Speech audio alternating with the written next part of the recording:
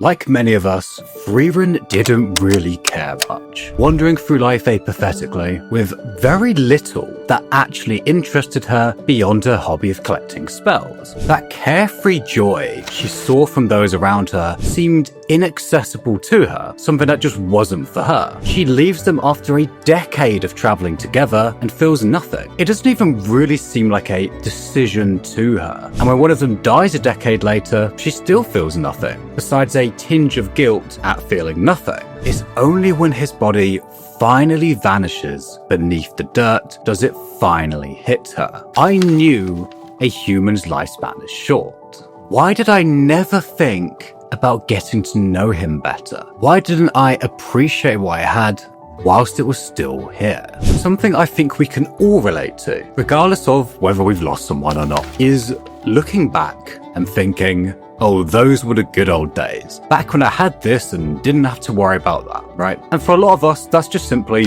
when we were younger and could play Pokemon all day without worrying about work the following day. But of course, the kicker is, it's almost frustrating when you think about how much you took it for granted, how little you appreciated it. And I'll come back to how I think we can change that in a moment. But at the time, you had no idea how great it was. How much you'd miss even the little annoying things about it. Much like Frieren looking back at Himmel's obsession with his looks, Haita's constant hangovers and Aizen's bluntness. And the same way they likely saw her messiness and inability to wake up, etc. She looks back at her time with Himmel and is filled with regret. However, maybe it was impossible for her to ever feel satisfied that she'd done enough, regardless of how much she actually did get to know him. And of course the same applies to us as well, because we do see throughout the series that despite her frustration about not getting to know him better, it's not as though she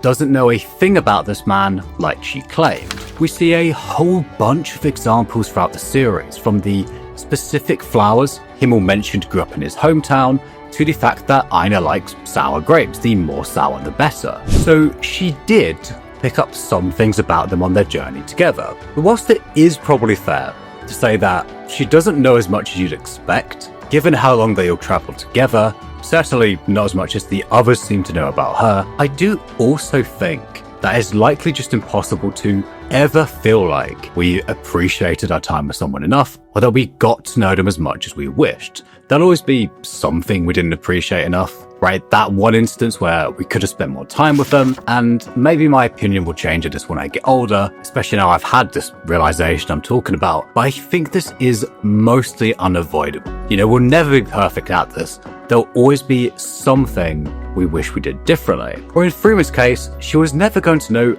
everything about these guys, right? But what's important, especially to Fern, is that Frieren begins to make an effort to do so. Because as you're probably aware, just thinking to yourself, oh, I should be more appreciative of all of this, only does so much, right? It's not enough to just think that, it takes a real conscious effort. And Frieren begins to make this attempt to get to know her and appreciate not just their time together, but everything around them. And it truly is an effort. It's not something that just happens naturally, as is pretty clear with both Frieren and you whenever you look back at the good old days. It really does take a conscious, consistent effort. And Frieren does exactly that, becoming far more proactive about it all. And a prime example of this is in episode 4.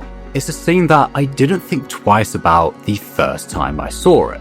The village she's currently in is famous for its New Year sunrise, being truly picturesque when the sunlight reflects off of the untainted sea. But despite being over 1,000 years old, she'd never seen it. She just doesn't wake early enough to see it, and never cared enough to try doing so. Or at least, not until now. Despite not really being interested, she makes the effort to do so, to see if it's really true, which is already a very remarkable difference from her kind of stepping outside her comfort zone as such here, because it's quite a vicious cycle when you fall into this very apathetic state, right? You stop caring that you're so apathetic in the first place, and as such, never do anything that would potentially help you with that. But I'm not really going to go into that in this video.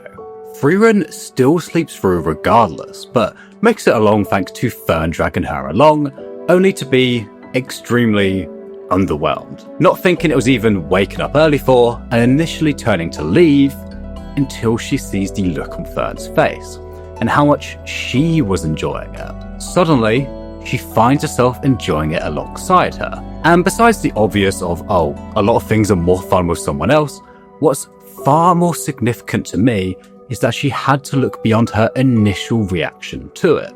She didn't have to look particularly hard in this case, right? Quite often it'll not be right in front of you like this, but with just a slight shift in her perspective, this otherwise forgettable sunrise became an unforgettable moment for her. And it's far from the last time she does something like this. For instance, picking up a spell which makes grape sour because it was Eisen's favourite food. Again, a far more conscious effort, not just appreciating the moment she gets, but also going out of her way to create that, like learning a spell to polish these statues of her old party, or making these birthday steaks for Stark, right? And I think this is where a lot of us struggle in modern times. There's a part much later on in the series where Seri, the elf known as the Living Grimoire, with knowledge of just about every single spell out there, asks Frieren what her favourite spell is. Her response being one which creates a field of flowers, a spell with no real practical use as such. And so to Seri, it's a pointless, stupid spell. Unlike Frieren and especially her previous master, Flamme, who both see magic as something beautiful, to be admired beyond whatever mere quantifiable results it could bring. Seri, on the other hand, sees magic purely as a tool, something used to benefit its owner and nothing else. So when she previously offered Frieren any spell she desires, she couldn't possibly understand why Frieren wanted to pursue the magic herself instead. There's very clearly this classic dichotomy of journey versus destination here.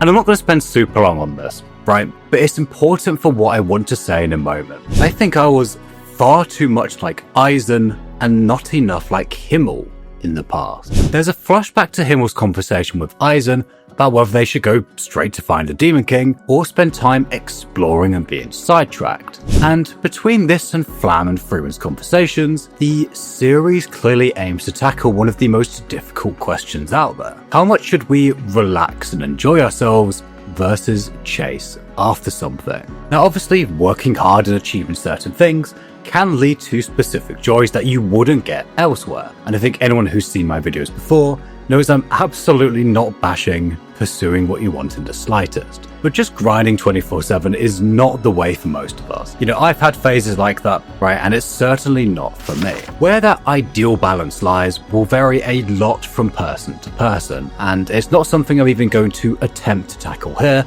although I do speak about it a bit in some of my Haikyuu videos. But what I will say is, had it not been for Himmel, had Eisen had his way and they went straight to the Demon King, he would have missed out on the decade-long adventure he treasured above everything else. And the whole point of that yap is that whilst these big achievements are undoubtedly great and a huge source of pride, it's the moments not directly tied to any sort of gain or result that are just as, if not more important in the end. The ones which an outsider wouldn't understand, the field of flowers as such. I know I've struggled to allow myself to do things that weren't productive as such, that weren't going to get me something in the end. But if you've been here since my channel's early days, you've probably noticed a shift away from that kind of life as time's gone on. And I think that's something I'm not at all alone in, because whilst Eisen probably had a valid point in their discussion that, the Demon King probably did need dealing with like ASAP, but putting that aside, most of us probably don't need to rush like that. And not only that, but Himmel ended up helping a lot of people throughout his detours, both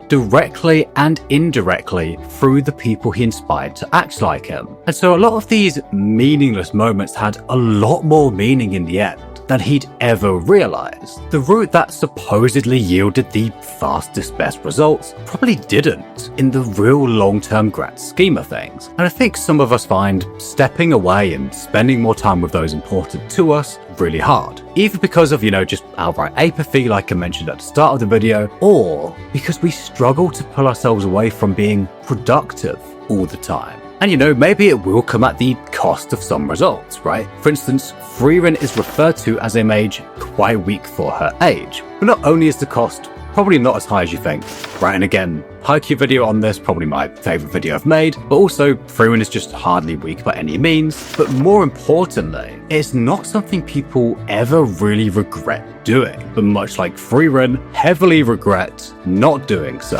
Obviously, yeah, there's all sorts of little exceptions and everything, but I can honestly say, from my own experience, that whilst there maybe are some things in the past where I wish I worked harder on them, usually that's just regretting the time I spent scrolling Instagram or whatever, not whatever time I spent with important people. And so as someone who's made all of the mistakes I've mentioned in this video, I really hope it inspires you to not do the same, including with those with a much shorter lifespan than our own.